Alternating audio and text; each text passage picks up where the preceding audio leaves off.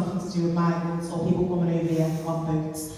And for me it's significant, this idea of people coming over here on boats, because Liverpool as a city and as a culture was made by people coming over here on boats. So it's ridiculous that but it did take hold in 2023, and 2023 knows it was the warning to the rest of the UK of how quickly those lies and that misinformation and those campaigns about risks to women and children of the brown, foreign or there could take hold quite quickly, because that narrative is not new. They've been peddling that narrative for a century or more. We used to have race riots in Liverpool about black soldiers who fought in both World War I and World War II, where people unionised against them when they got back and there was an economic downturn and said these people are now the enemy, these people are the risk. So that narrative is nothing new. The only difference is the speed because of social media. So we're fighting the same thing, it's just a different community now. It's just that it's Muslim communities and it's asylum seekers and it's migrants and it's refugees. They're the big target communities, as well as obviously our trans comrades too. Obviously the copy and paste happens because of the tragic events in Southport. And the wild thing is how much Reform stoked that misinformation, how much they fed in to this concept of two-tier policing, which does happen, but against marginalised communities, and how quickly that was allowed to take hold. And so for me, as someone who didn't intend to be in a political space, I sit in a political space because it stops a Reform candidate from doing so, and I'll hold that space for as long as I need to.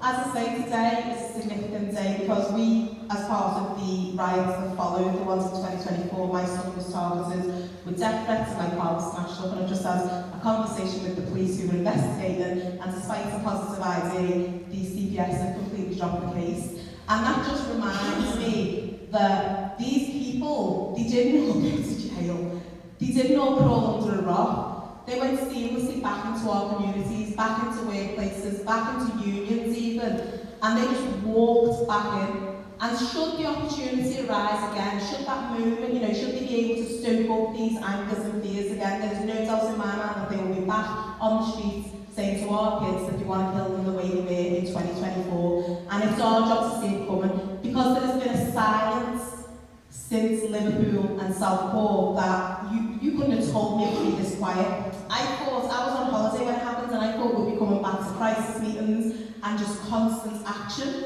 But the second the riots died down, so did the talk about what happened. It's almost as if everyone wants to move on really, really quickly. But that is literally what happens in Knowsley. No one wanted to talk about it, everyone wanted to move on quickly.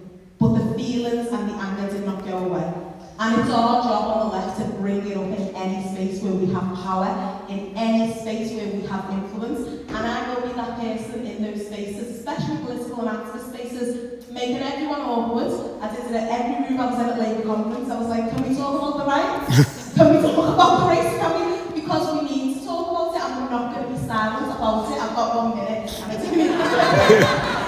But the hope that I've seen while I was doing this, I was working on a book about the rise of the far right, and the hope that I've seen is that throughout history, marginalised communities, we look at Liverpool, Irish and black communities, Jewish communities, Caribbean communities, there is a long, well-thought history, even as the far right have gained council seats, because they've done that before, have become MPs and have become members of our political institutions. The left have organised against them, they've come together, they've campaigned, they've got behind whichever candidate has the best chance of opposing them, and also speaking on the things that I've just spoken about, and they said not in our cities, not in our towns. And that's what we have to do now, because this is the moment that our grandkids are going to ask us about where were you and what did you do.